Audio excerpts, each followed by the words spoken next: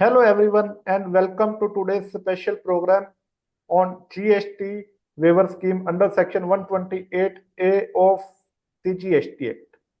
I am Nitish Chhabra and आज के इस प्रोग्राम में आपका होस्ट हूं मैं। और इस स्कीम को डिस्कस करने के लिए आज हमारे साथ हमारे स्पेशल गेस्ट हैं सीए विकास छाबड़ा जी, जो जीएसटी एक्सपर्ट है एंड हमें अपनी गाइडेंस देंगे जो ये वेवर स्कीम आई है सीजीएसटी की उसके ऊपर। So welcome CA Vikas ji. Thank you Nitish Chhabra ji. सबसे पहले तो मैं आपका धन्यवाद करना चाहूंगा जो इस प्लेटफॉर्म में आपने हमें आने का मौका दिया है। तो जो अब जो आपने क्वेश्चन किया है कि जीएसटी की जो वेवर स्कीम है उसके बारे में बताने का मैं थोड़ा सा इसमें ब्रीफ करना चाहूंगा। यह जो स्कीम है यह है वेवर स्कीम। बेसिकली जो पीरियड है टैक्स पीरियड जुलाई 1718 से लेकर 1920 तक की जो डिमांड्स है उसके लिए है। और इसमें जो फ्रॉड फ्रॉड वाले केसेस हैं वो कवर नहीं हो रहे हैं। दैट इज जो सेक्शन 73 के अंदर जो डिमांड्स आई हैं सिर्फ वही कवर हो रही है। और इसमें जो वेवर मिलेगा वो इंटरेस्ट और पेनल्टी का हमें वेवर मिलेगा अगर हम टैक्स की पूरी पेमेंट कर देते हैं तो। ठीक है सर। सर जैसे आपने बताया कि ये स्कीम एक पीरियड के लिए रेलिवेंट पीरियड के लिए 2017 टू 2020 आपने बताया, तो एक्चुअल में इस स्कीम का बेनिफिट कौन कौन ले सकते हैं, जो थोड़ा डिटेल में आप हमारी ऑडियंस को बताएं, आप थोड़ी अपनी गाइडेंस दें इसके ऊपर।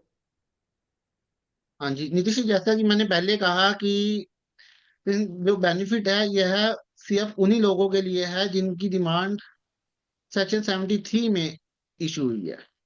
तो यदि सेक्शन 73 में कोई नोटिस इश्यू हुआ है पर अभी ऑर्डर नहीं आया है वो भी इसके लिए एलिजिबल है। यदि कोई ऑर्डर आ चुका है, डिमांड ऑर्डर आ गया है पर हमने अभी अपील पे नहीं गए हैं, वह भी इसमें कवर है। और उसके अलावा यदि कोई अपील पे भी गया है तो वो भी कवर हो रहा है यदि उसमें ट्रिब्यूनल की अपील ना हुई हो। पर ट्रिब्यूनल तो अभी तक बनी ही नहीं है, तो मैं यही कहूंगा कि लगभग सभी सेक्शन 73 के नोटिस और ऑर्डर सभी कवर हो रहे हैं। और इसके अलावा एक सेक्शन 74 वाला भी है। मान लो कोई नोटिस इशू हुआ 74 में और बाद में अपीलेट अथॉरिटी ने यह डिसाइड किया कि यार 74 में नहीं 73 में इशू होना चाहिए था, तो वह नोटिस या ऑर्डर भी इसके अंदर कवर हो रहा है। जी सर, इसमें कोई कट ऑफ डेट भी है कि किस डेट तक हमें इसको अवेल करना है, किस डेट तक हमें जो है बाकी की फॉर्मेलिटीज पूरी करनी है, इस तरह की कोई कट ऑफ डेट? हाँ जी नीतीश जी, यदि कोई भी स्कीम आती है तो हर एक में कट ऑफ डेट तो लगभग हर एक में होती ही है। तो इसमें भी कट ऑफ डेट है। इसमें जो कट ऑफ डेट है टैक्स जमा करवाने की जो कट ऑफ डेट है वह है 31 मार्च 2025। और पर जो रिविजनरी वाले जो अभी मैंने बताया था कि सेक्शन 74 का कोई केस था, मान लो उसे बाद में यह डिसाइड किया कि यह 73 में है आए में होता है, उसके लिए ऑर्डर जो ऑर्डर ही डिटरमाइन करने की जो इंस्ट्रक्शन आई उसके 6 मंथ के अंदर अंदर हमें टैक्स डिपॉजिट करना है। जी सर। सर जैसे कि सेक्शन 73 के और केसेस इसमें हाँ जी। कवर होते हैं, तो हाँ, ऐसा और भी इसमें होगा ये कि order जो भी ऑर्डर्स होंगे वो अपील में भी होंगे? अगर किसी तरह की अपील्स उसमें पेंडिंग है तो उनका क्या होगा, उन अपील्स का? जो अपील्स हैं, यदि कोई अपील मान लो कोई अपील है तो हमें वो विड्रॉ करनी होगी। अगर बाई चांस हम एप्लीकेशन की डेट से पहले वो अपील विड्रॉ नहीं हुई है तो हमें कम से कम एक एप्लीकेशन विड्रॉल की एप्लीकेशन डालनी होगी पोर्टल पर। और उसके बाद हमें जो विड्रॉल एप्लीकेशन है वह भी अपलोड करनी होगी जो हम एप्लीकेशन करेंगे उसके साथ। और जैसे ही ऑर्डर विड्रॉ हो जाएगा, with in 1 month of withdrawal order we have to upload that order also। सो अगर कोई पर्सन जो है अपील्स को विड्रॉ नहीं करना चाहता तो वो इस स्कीम को अवेल नहीं कर सकता डेफिनेटली? जी जी। जी सर। एंड किस तरह के फॉर्म्स वगैरह एप्लीकेबल हैं जो स्कीम को अवेल करने के लिए हमें करने पड़ेंगे, और उसका मोड क्या रहने वाला है? लाइक ऑनलाइन है या कुछ ऑफलाइन भी जमा कराने की जरूरत है? हाँ जी नीतीश जी, यह जो स्कीम है यहाँ, हमें ऑनलाइन ही फॉर्म अपलोड करने हैं। बेसिकली टू टू फॉर्म्स हैं, one SPL 01 and SPL 02। SPL 01 जो है वह उसके लिए है जिसमें डिमांड नोटिस इशू हुआ है पर अभी ऑर्डर नहीं आया है, उसके लिए SPL 01 है। और जिसमें हमारा ऑर्डर आ गया है, चाहे वो ऑर्डर डिविजनली अथॉरिटी से आया हो, चाहे वह ऑर्डर डिमांड ऑर्डर हो या अपीलेट ऑर्डर हो, उन सभी के लिए SPL 02 है। और मैं एक चीज थोड़ी सी और बताना चाहूंगा, वह पीछे स्किप हो गई थी जब हमने लास्ट डिस्कशन करें कि जो SPL 01 और SPL 0 हमने टैक्स डिपॉजिट करने की तो बात कही थी, और उसके अलावा SPL 01 और SPL 02 उनको भी जब सबमिट करने की एक कट ऑफ डेट है।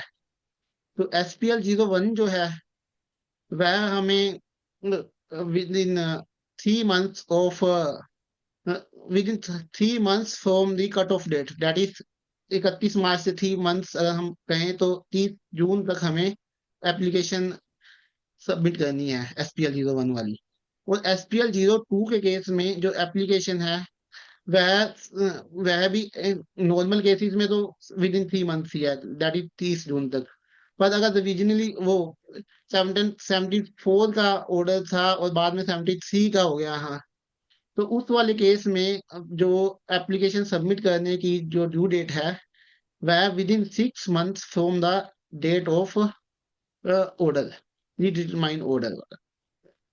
सर इसमें एक क्वेश्चन और आता है, जैसे आप कहते हैं कि जो स्कीम है एक रेलिवेंट पीरियड के लिए, डेट मीन्स 2017 से 2020 तक। तो कई बार क्या होता है, टैक्स डिपार्टमेंट्स जो हैं वो मल्टीपल पीरियड्स के ऑर्डर एक साथ कंबाइन करके भेज देते हैं। तो इस तरह के जो मल्टीपल पीरियड्स के ऑर्डर होंगे जो जिसमें कि आपकी कट ऑफ डेट जो दी गई है उससे रिलेटेड जो पीरियड है उसमें भी कवर करते हैं, और कोई उसके बाद का पीरियड भी आता है। तो इस तरह के ऑर्डर्स का किस तरह से हम ट्रीट करेंगे?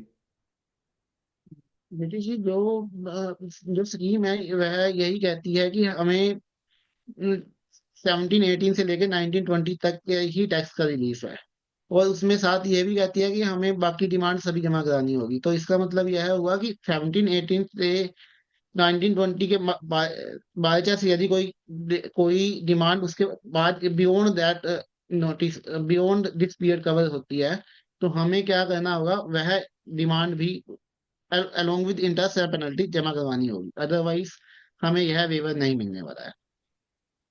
सो इसका मतलब ये हुआ, अगर कोई भी मल्टीपल पीरियड का ऑर्डर आता है तो हमें रेलिवेंट पीरियड के साथ साथ नेक्स्ट पीरियड्स के भी डिमांड जमा करानी होगी, तभी हम अवेल कर सकते हैं, अदरवाइज हम अवेल ही नहीं कर सकते स्कीम को। हम जी नीतीश जी, उसमें अदरवाइज हमें बेनिफिट नहीं मिल पाएगा। अदरवाइज नहीं यदि मिलेगा। मान लो हमने अगल बिना उसके जमा करवा दिया और कल को वेवर ऑर्डर आता है, तो वेवर ऑर्डर आने के बाद विद इन 1 मंथ आपको टैक्स जमा करवाना है। एक बार विद इन 1 मंथ है या 3 मंथ है, एक बार थोड़ा सा विद इन स्पेसिफाइड पीरियड आपको टैक्स जमा करवाना है। तो सर कई बार क्या होता है, जैसे ऑर्डर आता है तो उसमें कई बार डिमांड में कोई ऐसा अमाउंट भी डिमांडेड होता है दैट लिंक्स टू रिफंड, जो प्रीवियस ईयर के किसी रिफंड से रिलेटेड होता है, तो उसके ऊपर क्या स्कीम अप्लाई होगी या नहीं होगी? उसके लिए नीतीश जी, उसके लिए भी रिफंड रिफंड के लिए यह स्कीम एप्लीकेबल नहीं है, एरोनियस रिफंड के लिए। और यदि मान लो मेरा कोई डिमांड एरोनियस रिफंड को भी कवर कर रही है, तो हमें एरोनियस रिफंड को का अमाउंट जो है वो हमें जमा करवाना होगा अलोंग विद इंटरेस्ट या पेनल्टी। और सर कई बार क्या होता है कि कुछ पॉइंट्स इस तरह के होते हैं कि जो टैक्स पेयर है उसको एक्सेप्टेबल है ऑर्डर के, और कुछ पॉइंट्स पे वो अपील करना चाहता है। तो क्या ऐसा भी हो सकता है कि पार्शली उसको अवेल कर ले और पार्शली जो पॉइंट्स पे वो एग्री नहीं करता है टैक्स पेयर, उसको जो है वो अपील में रहने दे? दैट मीन्स नहीं पार्शली नीतीश जी, पार्शली क्या अवेल कर सकते हैं स्कीम को? तो स्कीम का जो पर्पस है वो अ, एक तरह से लिटिगेशन को रिड्यूस करना है। अगर पार्शियल वाला करेंगे तो वो पार्शियल हमने इंटरेस्ट में चला गया तो वो स्कीम लाने का पर्पस नहीं रह जाता है। पर्पज नहीं तो रहता। इसलिए कोई, हाँ जी, तो इसलिए कोई बेनिफिट नहीं मिलने वाला है यदि पार्शियल हम पे करते हैं तो। जी जी सर। और इसमें एक चीज और है कई बार हम अपील फाइल सॉरी किसी तरह की हम स्कीम को अवेल कर लेते हैं और इसके अगेंस्ट जो ऑर्डर आते हैं अवेल, हमने स्कीम अवेल करी तो क्या ऑर्डर चैलेंज भी कर सकते हैं अपील में जाके? यदि अपील हमारे जो हमने SPL 01 या 2 हमने फाइल किया था, उसके बाद जो ऑर्डर आया वो हमारे अगेंस्ट आता है, तो हम उसके अगेंस्ट अपील फाइल कर सकते हैं। बट वह जो अपील होगी वह लिमिटेड टू इस यहीं तक ही लिमिटेड रहेगी कि आपको बेनिफिट मिलना चाहिए था या नहीं। इसमें दूसरे मुद्दे जो है वो मेरिट्स के ऊपर बात नहीं की जाएगी। मेरिट्स के ऊपर बात इसके नहीं की अलावा जाएगी। और सर इसमें एक चीज और आता है अपील के ऊपर, जैसे हम बात कर रहे हैं कि कोई अपील पेंडिंग नहीं होनी चाहिए, अगर पेंडिंग है तो उसको विड्रॉ करना पड़ेगा। समटाइम्स क्या होता है कि डिपार्टमेंट ने कोई ऑर्डर किया और डिमांड को एनहेंस करने के लिए डिपार्टमेंट ही उसके अगेंस्ट में जो है अपील में चला जाता है। तो इस तरह की अपील्स का क्या होगा, क्या डिपार्टमेंट भी उसको विड्रॉ करेगा? नहीं नीतीश जी, डिपार्टमेंट इसमें विड्रॉ करने का नहीं है। तो इसमें क्या है कि यदि डिपार्टमेंट वाली अपील कल को डिनाई डिनाई हो जाती है, मतलब डिपार्टमेंट की अपील गई है और डिपार्टमेंट के फेवर में आ जाती है, तो उस केस में जो लाइबिलिटी एनहेंस होगी, तो हमें within 3 months of order हमें वह जमा करवानी होगी। यदि हम यह जमा नहीं करवाते हैं तो वेवर ऑर्डर अगर अगर हमें मिल भी गया है तो भी वह वॉइड हो जाएगा। ओके, दैट मीन्स डिपार्टमेंट को जरूरत नहीं है कि उसको विड्रॉ करे। अगर किसी तरह की डिमांड एनहेंस होती है तो वो जमा करानी पड़ेगी। And ji. सर इसमें क्योंकि जैसे कि है कि 128 ऑफ CGST एक्ट जो डील करता है इसको, तो क्या ये IGST और सेस के ऊपर भी एप्लीकेबल होगी स्कीम या नहीं होगी? नीतीश जी, यह स्कीम सभी तरह के टैक्सेस के लिए है। CGST, SGST, IGST और सेस सभी इसमें कवर हो रहे हैं। और IGST कई बार क्या होता है कि जो डिमांड रिलेट करती है IGST related to exports, sorry custom से रिलेटेड जो डिमांड होती है IGST की इंपोर्ट से रिलेटेड जो होती है। हाँ जी, जो कस्टम इंपोर्ट से रिलेटेड जो होती है वह कस्टम एक्ट लेवी करता है, जो इंपोर्ट वाली होती है, तो इसलिए उस वाले केसेस में हमें बेनिफिट नहीं मिलेगा। तो वह कस्टम एक्ट ही उससे डील कर रहा है, तो बेनिफिट नहीं मिलेगा। एंड सर इसमें एक चीज और बड़ी इंपॉर्टेंट जो है डिस्कस करना चाहूंगा आपसे, ट्रांजिशनल क्रेडिट। क्योंकि जो स्कीम है वो इनिशियल पीरियड को भी कवर कर रही है 2017-18 and thereafter up to 1920। तो इसमें कई बार डिमांड जो है ट्रांजिशनल क्रेडिट से रिलेटेड भी हो सकती है। जो ट्रांजिशनल क्रेडिट से रिलेटेड डिमांड है उसके ऊपर क्या स्कीम एप्लीकेबल होगी या नहीं होगी?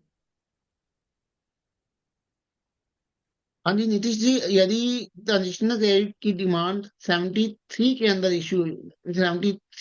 इशू हुई है, तो हमें उसका बेनिफिट मिल सकता है। जी सर। तो अगर इसको हम सम अप करें तो सेक्शन 128 है जहां तक मेरे को लगता है एक ऐसी अपॉर्चुनिटी जो है GST डिपार्टमेंट ने टैक्स पेयर को प्रोवाइड कराई है जिससे कि वो वन टाइम वेवर प्राप्त कर सकते हैं। वन टाइम वेवर उनको मिल सकता है अगर किसी तरह की डिमांड है, जिससे कि वो पेनल्टी और इंटरेस्ट देने से बच जाएंगे और अपना जो रूटीन वर्क है उसको करते हुए जो है अपना सिर्फ और टैक्स देके सेटलमेंट जो है ड्यूज की सारी कर ली जाएगी अपने पुराने पीरियड से रिलेटेड। सो आई थिंक आपने बहुत अच्छे से एक्सप्लेन कर दिया इसको। फिर भी यदि किसी के इस पे कोई डाउट्स होते हैं तो वो हमारे साथ जुड़ सकता है, और समय की कमी है। विकास जी मैं आपका थैंक यू करना चाहूंगा, आपने अपने वैल्यूएबल जो गाइडेंस हमें दी है। और मैं अपने ऑडियंस को भी कहना चाहूंगा कि यदि आपके किसी तरह के डाउट्स हैं तो आप हमारे साथ जुड़े रहें, और प्रो इंडिया क्लब में हम एक आर्टिकल भी कंप्लीट जो है इससे रिलेटेड जो है डालने वाले हैं। और आपके डाउट्स आप इस पे जो है आप हमें कमेंट कर सकते हैं और डिस्क्रिप्शन में आर्टिकल का लिंक दे दिया जाएगा। और थैंक यू विकास जी, आपका हमारे साथ जुड़ने के लिए और अपने वैल्यूएबल थॉट्स शेयर करने के लिए। धन्यवाद नीतीश जी। और मैं ऑडियंस से भी रिक्वेस्ट करना चाहूंगा, अगर आपको ये जो प्रोग्राम है वैल्यूएबल लगा, वर्दी लगा, तो हमारे इस प्रोग्राम को आप लाइक जरूर दें।